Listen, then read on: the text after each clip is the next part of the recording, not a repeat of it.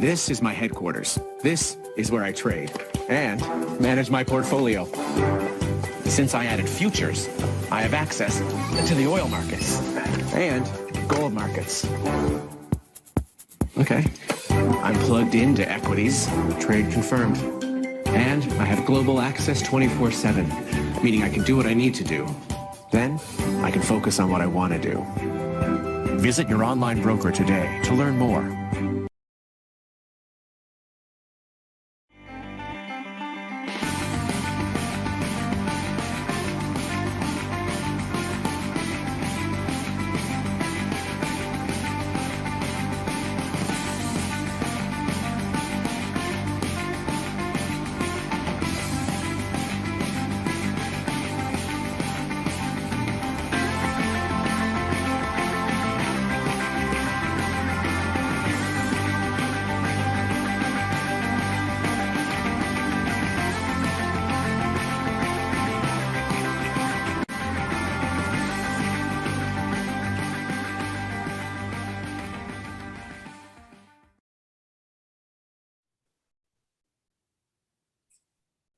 Welcome to Futures Edge. I'm Jim Uriel. Thank you guys for joining us. A couple orders of business before we get to our first guest. Today we're going to have Bob Iacchino, Chief Market Strategist of Path Trading Partners, and Phil Streible, Chief Market Strategist of Blueline Futures. But before we get to that, thank you guys so much. This is, I think, our fourth or fifth show. The engagement has been fantastic. The feedback's been fantastic. The number of eyeballs have been great. We owe it to you guys. It's awesome.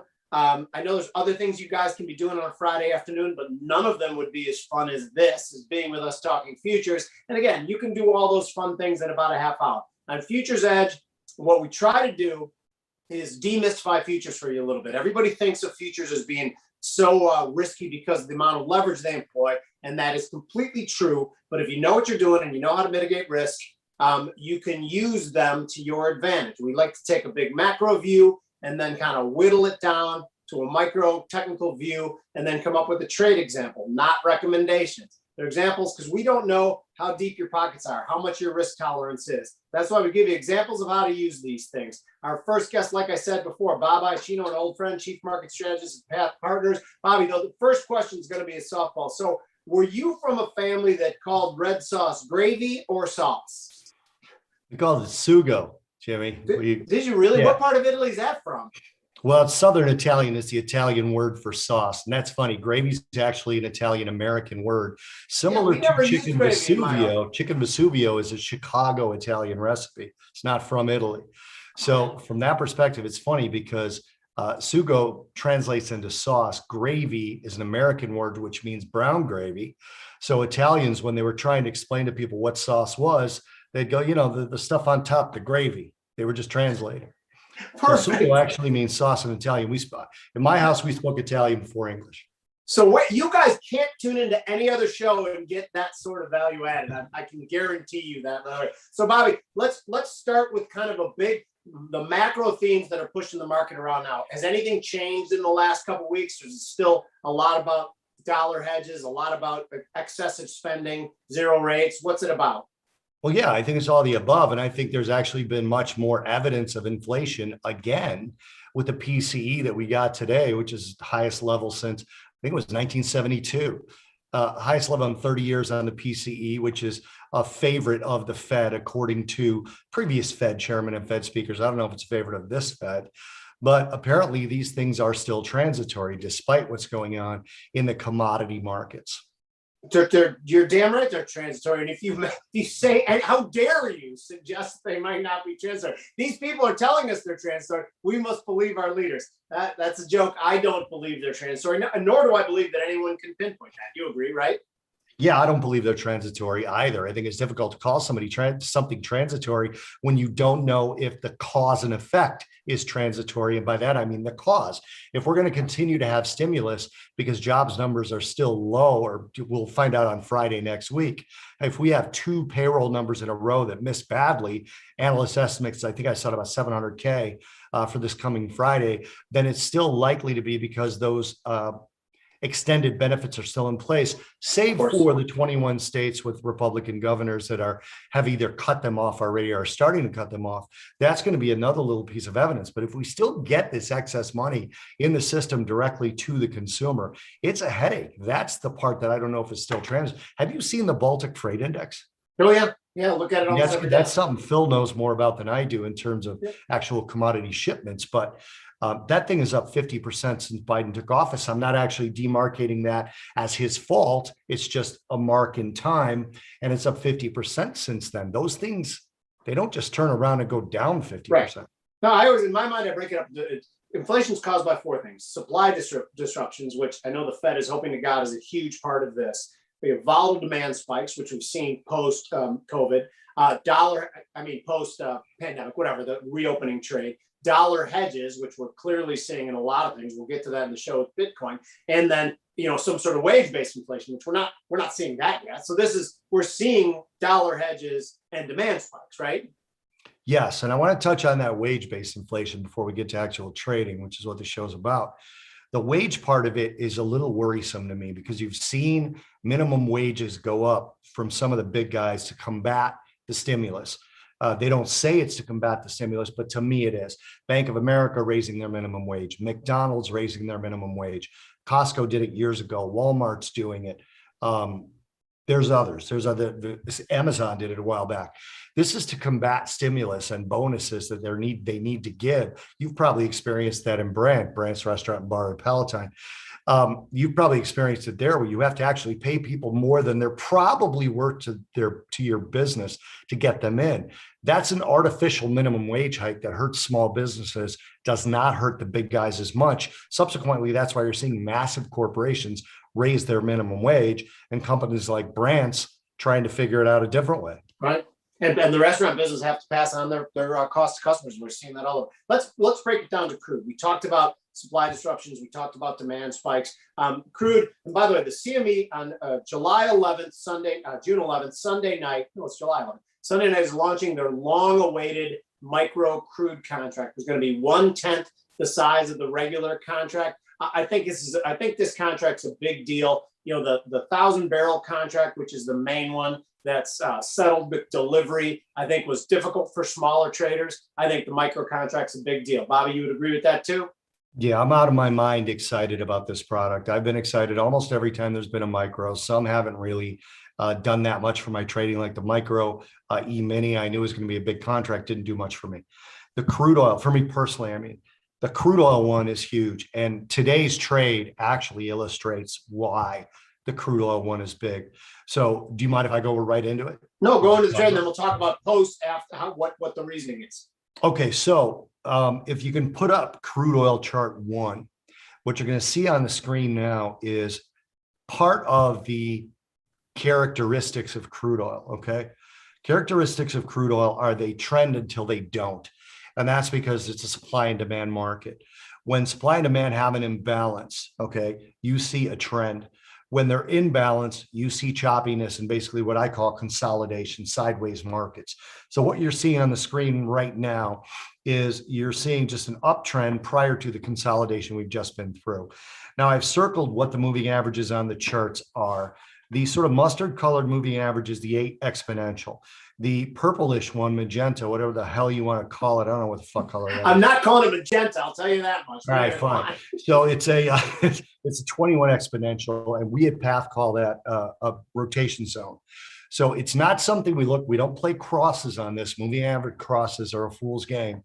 What we do is we use that to enter. Generally, when we see a trend on a longer time frame, we'll drop down and use that rotation zone as a way to enter a trade. If it drops into the rotation zone holds, we'll catch it back on the way out. The 2 circled areas on this chart that you guys are showing right now is a cross down and then a cross up. That's what we call a double cross. Real creative on our little titles here. It's a double cross, right? Cross down and then failed and cross back up in the midst of consolidation. So now if you don't mind putting up crude oil chart 2, it'll show you what that means to me. So in this next chart, you're going to see 3 horizontal lines. Okay, one of them is at the bottom of the larger range. The other is at the bottom of the much more recent range. And we've recently broken out of that. So we broke out of that at about 66.50, 66.60, somewhere in that. I'm sorry, 67, no, 66, 66.50, 66, 67, somewhere around there. We broke out of that range. My stop for this is going to be the middle of the new range. And I want to get in on this breakout. Then I have a dashed line up above, which essentially is my target line. So what that is basically a 1-to-1 risk reward, except I'm getting in at a better level than that. So it's a little bit better than that. My target is not generated from just simply adding the difference between my stop and the entry to the entry. That's not what it is. It's actually a series of GAN extensions and things like that, the way that we generate targets. So I've actually got more than a 1-to-1 here. So I've got a potential breakout of a channel here after it went in and tested my rotation zone after a double cross. Now, I know that's a little complex, but essentially I'm going to give you the trade and we can get rid of the charts and we can talk about the fundamentals behind it. The trade is to buy basically the crude oil at July crude oil 66.70 or better. Okay. There's some wiggle room because my stop is basically at about $2.44 lower. So my stock's going to be about 64.10, 64.05, somewhere in that range, whatever makes you comfortable. And then my target's going to be 70.10. So that gives me about $3.44 of target versus $2.44 of risks. That means you could move the stop a little bit further away. You could bring that target down below 70 if you're somebody that doesn't like to wait for round numbers. In my experience, as crude oil approaches a round number, some of the shorts get stopped out above it and then it comes back down. So I'm going to try and squeeze a little bit more out of it. So I'm going to buy this at about 66.70 or better. I'm going to have a stop at about 64.10 and I'm going to have a target of about 70.10. That means I'm risking about $2,600 on the big contract to make $3,400 on the big contract. You can cut that in half in the mini, but guess what you can do when this micro goes? 110. I can scale into this. I can scale out of it. I can even put on a little bit more by adding in 2 or 3 extra micros that I may not do here. This is a big trade in terms of, for most people, taking a risk of almost $2 to make almost $3. That's too much for a lot of futures account. These micros, man, I'm telling you, I'm thrilled about this. Me too. And it's a huge deal because it represents different choices. Like Bobby said, like you can just craft and fine tune your exposure. And I really, really like that. But Bobby, next time you're going to talk that long, tell me ahead of time. I'll go fill up my coffee or something like that. And I'll come back and I'll catch the end. No, that was actually really good. I came up with a very similar trade yesterday because I looked at the chart and said, crude go higher. But yours was a much better trade. I really like that quite a bit.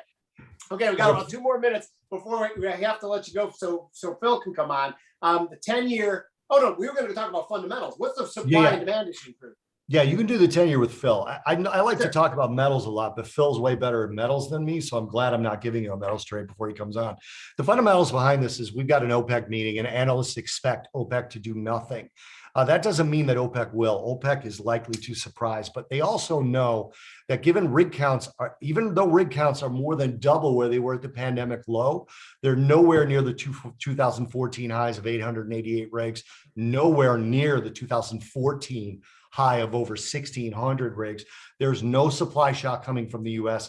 OPEC owns this market short term. I think they know that. I think they'll do nothing or maybe even talk about cutting a touch. Is there any element of dollar hedge like all the rest of the commodity trade? No, not for me. I mean, I'm sure there's an element of it in there, but for me, as the dollar gets weaker, which we all think it will, commodities they become more in demand globally. Also, global reopenings. I mean, Europe is behind the US. US is getting to near 100%. Europe is going to start soon. So that demand push could come from it as well. No, and I actually really like this trade a lot too. My methodology is slightly different than you too. I think the entire commodity complex is being pulled up by some worries about the dollar. You know, just yesterday, just on a normal Thursday, they start talking about a $6 trillion budget. I think it's amazing the amount of dollars that they're spending. So I think crude gets dragged up with the other commodities, which some of them are astounding. Lumber, copper have just gone through the absolute roof, while crude was kind of being left behind. Now, I know that it's up a crap ton from that -40 level, so depending on your creative accounting, but realistically, you can say crude over the 5-year chart, 60 is a relatively stable amount. So where we're going from here isn't that much higher, correct? Yeah, and I mean, you could get a short squeeze to 70 in crude oil. I mean, Sure. prior to cryptocurrencies, crude oil was the most volatile thing you could trade on a regular basis. And that volatility hasn't changed. It's just been overshadowed by cryptos a little bit. No doubt. Okay, we have to take a break here for our sponsors, and then we're going to come back with Phil Streible. Phil's a smart guy. If you haven't heard him talk before, you better stick around because he's good. Bobby, thank you very much. Always good to see you. Enjoy some of that Naples sun. Good to be here, man. Philly's a fellow transplant, so tell him I said hello. God, I hate you guys down in Florida. I'm freezing my ass off. It's 43 degrees. My house was 59 when I walked in here. I had to turn the heat on. Yeah, enjoy that. This is my headquarters. This is where I trade and manage my portfolio. Since I added futures, I have access to the oil markets and gold markets. Okay. I'm plugged into equities, trade confirmed. And I have global access 24/7, meaning I can do what I need to do. Then I can focus on what I want to do. Visit your online broker today to learn more.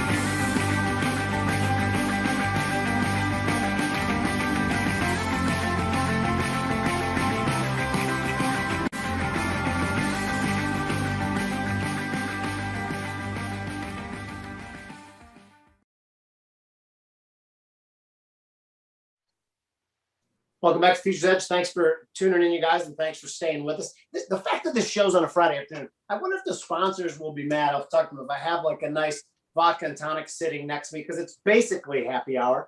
And now I'd like to introduce Phil Streible, another Chicago transplant who's moved to sunny Florida, and right before the show was showing me his backyard, which happens to be the Gulf of Mexico. Phil, how do you sleep with knowing that I'm up here freezing and you're down there in comfort? Oh man, it's 89 degrees. As soon as we get off this hit, I'm going to jump down, grab a cold beer and shoot down and grab my fishing pole, reel in a couple pompano and get those guys on the grill later this evening. Oh my gosh, it genuinely does sound fantastic. I'm jealous, and sometime I will come down there and check out that part of Florida and the Panhandle. To markets, it's been a little bit since I've talked to you. What do you think are the biggest macro themes now? You heard what Bobby and I were talking about. Yeah, it did. So what we do is we try and come up with a framework of what part of the cycle we're in. We really believe that economics work just like a sine curve. All right. And we are still approaching that upward trajectory. We've got faster economic growth along with accelerating inflation. It leads to a steepening yield curve. Now, we also know that there are constrained supplies out there with certain commodities, explosive demand, along with aggressive monetary and fiscal policies that are bearish the dollar, bullish commodities. So if you have those three different layouts and frames, you can start to identify key trends in different markets. So I've given you a layout on the treasuries. That's where that faster economic growth leads to that steepening yield curve. And then I'll also identify that, the macro side of things, bearish the dollar, bullish commodities. So then you could build a directional portfolio based upon that. Okay, Phil. So you mentioned steepening yield curve, and since the beginning of the year, the yield curve steepened significantly. That has stopped, and now it's traded sideways. My trade that I'm going to talk about is going to be for higher prices, lower yields. I think that everything you said is 100% true, but you're forgetting two things that are on the opposite side, and I'd like you to address that to see what you think. First of all, the Fed's buying 80 billion along end per month. And there's always the threat that they could do more. The rest of the world, Germany's still trading negative. So our 1.6, 1.5 looks like a fat and sexy yield compared to that. Do you think if those things didn't exist, would the yield curve be significantly steeper and it would be signaling massive inflation? What's the relationship? I still think we're going to steepen more. And this is where the bulls and the bears come into play. So we put some structures out for people which were September put spreads on the treasuries. We did the 132, 129 half put spread. We put those on this week when yields were just about on their low. We believe that that next jobs number is going to be explosive, and that's going to be the catalyst to get the steepening yield curve back. We also believe that farther down, so we're putting a lot of time on there. We've got 90 days out on that particular trade. We believe that the Federal Reserve will start to hint that they are possibly going to taper and blah, blah, blah. And over in Europe, we do believe that they are going to have a faster reopening and a faster recovery, just like how the US did once vaccinations are rolled out. Okay, well, I'll take this opportunity then to tell you the trade that I have on, and then for you to tell me how stupid and how wrong I am. Although maybe you won't, because it's only a 2-week trade. You know, mine more of a trade, you know, like a very short-term thing. So today, just because it seems like prices are trending higher, in the short term, prices are trending lower a little bit. There's been some crypto volatility bloodbath, always causes a little bit of a flight to safety. Today, I put on the week 2 June, 132.5, 133.5, 134.5 call fly. So basically, for you guys who watch this show, know I'm always doing call flies or call condors. The way I like to think about it is I'm buying the 132.5, 133.5 call spread, and then selling the 133.5, 134.5 call spread to make that a little cheaper. I bought it for 8 ticks. So basically $125 to make a potential 875. It's a relatively low risk play. So even if I'm wrong, I just lose that percentage. Do you think in the 2 weeks that I'm talking about, I could have some satisfaction on this trade before what you're talking about develops? Jim, I think that I am so happy that I'm on this show because of the fact that you have identified a way for me to hedge some of these longer term positions with a short term call fly. I'll most likely be recommending that trade early in the week to prepare for a sudden miss that may occur on that jobs number or a longer delay on any kind of heated economic data to send those yields back higher. So I'm loving that. That's a small insurance policy that I can overlap on my current trade. I have car insurance. I've got house insurance. I'm not burning my house down every day or crashing my car. Just a cheap insurance play, and I really like it. Cool, excellent. I kind of thought we'd be punching each other on that one. Now we don't have to have a moment of silence, but no, let's move on to the equity markets. You talked about equity markets before. What's your overview of equities? Okay, so on the equities, there's a couple key themes that are going on right now. Currently, the consensus has been short S&P, short Russell, also short the Dow Jones. They've been grinding this rally higher. We have had every single month a large correction. It's been since every month of this year. You've seen these massive outflows. People go, oh my God, the top is in. They panic sell at the low. And then what happens is they realize that the house isn't burning, that economic data has continued to prove that the most risk is upside blowouts in economic data. So they come back in and they chase it higher. And that's why US equities are continuously rolling higher. I think we'll have this continued snowball effect higher. So what I'd like to do is use those micro contracts. Again, I'm glad Bob brought up those micro crude oil because we're probably going to get exposure to that. But on the micro S&P, we'd like to buy that next panic sell down at 41.10. Our target would be another all-time contract high. And then our risk would be 40.30. That's been a recent swing low. The contract's so small that you don't necessarily need to have that tight of a stop. You'd be risking about $400. Remember on the micro S&P, again, it's a tenth the size. You're controlling about $20,000 worth of S&P with just that micro contract. And then on the Russell, we're doing a trade that's similar. We're looking to buy that correction on the Russell. We're risking about $425. My numbers on that, 21.95, that's been a recent swing low. Stop loss will be at 2,100. Again, targeting new contract highs. I believe that we're going to continue to roll on with this upward move. Okay, so you mentioned the micros. And again, one of the things I really like about the CME, and they're constantly launching products to give us more choices. And one thing that both Phil and Bobby kind of alluded to, which I think is really, really important, is that every time you put a trade on, you're not necessarily loading the boat. There's high conviction trades, medium conviction trades, low conviction trades. And someone who uses options a lot, obviously my trade in the 10-year is a medium to low conviction trade. I'm not risking very much. And the micros allow you to do that in a lot of ways too. When you see the crude micro coming out, are you going to use that? Do you use it to hedge option positions too? Or is it just to lower exposure or increase it small amounts by using the micro? So my partner, Bill Baruch, he does a great job mapping out levels for scale and type trades. So that might be something where we would look at on that micro crude. Say OPEC does come out, they take advantage of the fact that crude oil has risen so much, vaccine rollout looks effective, there's more demand. Over the last 4 weeks, we've been well below the 5-year average for EIA inventories. If we do see them hint that they possibly could increase that production, crude oil could start to sell off. However, we know that underlying demand is going to continue. So we would scale in using those micro contracts. So we'd probably do something like 64, 62 and a half, $60, 58. And we'd scale in, try and go farther out, monitor the liquidity on it, make sure there's no real big discrepancies month over month. But I think it could be a good play, and it allows barrier for entry for a lot of newer people that want to test the waters on futures or commodities. I mean, $5,000, $10,000 account using these micros, they're not really overweighting themselves, on leverage. Yes.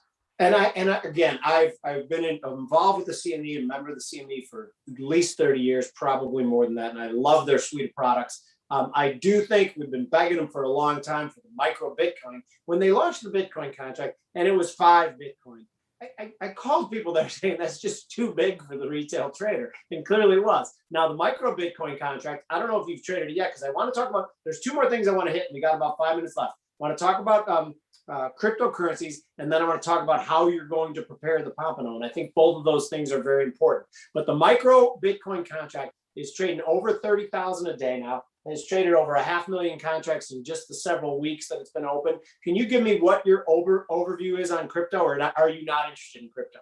No, we are pretty active, and I'm actually active in all those contracts. That big contract, the 5 cryptos for Bitcoin, it is too big. It puts a lot of my clients and our clients on margin call because of it. That overnight margin's quite high, which is understandable because I really don't see it as a currency. I see it as like this commodity because currencies generally don't fall 20% in a day. That's a breakout for war. Clearly not. Right. So the micro Bitcoin, we really like it. We've been stacking those. They've done well. It's a good volatile product. The Ethereum product, I've been really active in that. I actually like Ethereum better than Bitcoin because Bitcoin's too widely held by financial institutions, money managers, things like that. And if they have other assets that blow up in their accounts and they're getting a tap on the shoulder, they're liquidating Bitcoin in their entire portfolio. So the next product I really want to see out of the CME would be a micro Ethereum. I think that would just totally take off. Me too. Just tell me this. So you talked about what crypto is not. You said, it's obviously not a currency because currencies can't have 20% swings in a day. So it is a currency hedge, though, I think. To you, deep down, describe what it is. Again, there's no shame in this. If you're just looking at it and it's something that other people are pushing around these huge swings and it creates a trading opportunity, and who cares what it is? It's just a number that goes up and down. I'm hoping that's not the answer, although I wouldn't care that it was. What are cryptocurrencies? It does have some store of value, and it has proven itself over time. I've taken some that off the exchanges and kept it on some of these smaller, the cold storage and things like that. I do think that they're going to be here. I don't like the fact that when there's ransomware attacks that it's paid for in cryptocurrencies. I think that that's really, really bad. China did come out with some newer restrictions, and many other countries and governments are most likely to do the same. So you're going to continue to see increased volatility until those are all paved out on where, what crypto's stance is. So, but yeah, it's definitely not a currency because if the US dollar fell 20% in a day, that would be serious problems. Massive.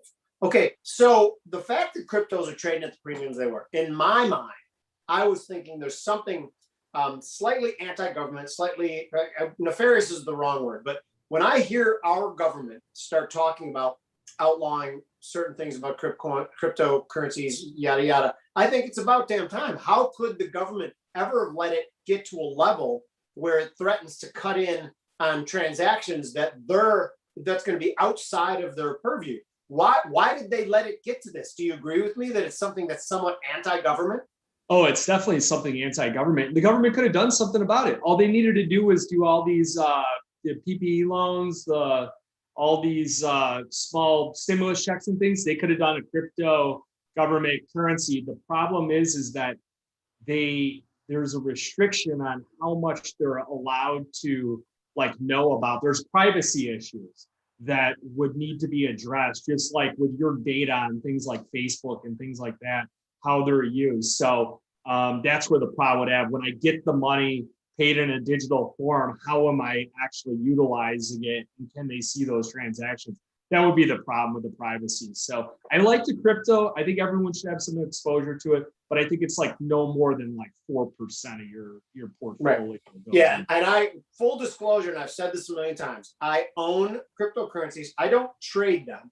Every Wednesday, and I just say that because it's a random day of the week, I have it set up that I automatically buy Bitcoin, Ethereum, and Litecoin. I've been doing that for several years, and it's not even a huge amount now. And I plan on stopping. You said 4%. I was thinking about 1.5% of my portfolio when I plan to stop. And for me, it's a dollar hedge, because to me, it's an Armageddon hedge. If I lose that money, it'll mean that there's a little more confidence in the US dollar. And I don't mind that. That's fine. That seem reasonable to you? Absolutely. I think for an eternal long position, 2% is our max. For a tradable position would be 4%. And we would be trimming it. We would be taking that off. And if Bitcoin started moving back up to 50,000 and I had a 4% position on every some numbers, either a key level of resistance or, some arbitrary number, I would be taking those off. And then I'd be trying to reinvest that quarter basis into other asset classes. Okay, now I wasn't kidding about the pompano. Are you throwing it on the grill or are you throwing it in a frying pan? Definitely throw it on the grill. So just real simple, olive oil with we'll just cut the fillets out, or we'll do the whole fish, and then we'll put a little garlic, salt, pepper, and olive oil, and that's about it. 10 minutes do you get a sunset over that beach of yours too? No, it's off to the side now. Now it's straight west, but my unit hangs out a few feet farther than all the others. I just got lucky with the layout, so I have an unobstructed sunset view. It's amazing. Oh, all right, I'd rather just keep talking all day, but we got to wrap this up soon. We only have a certain amount of time. So obviously I realized I've talked to Bobby about red sauce. I talked to Phil about the pompano, and I realized I haven't eaten anything since breakfast, and that's probably why I'm preoccupied with food. You guys, thank you guys very much. I mean it sincerely. Thanks for joining in. It's fun. I've seen some Twitter questions already. I'll answer them back on Twitter about certain things we talk about or certain strategies we employ. Remember, they're examples, not recommendations. You guys are the best. Enjoy your Friday. We'll see you soon.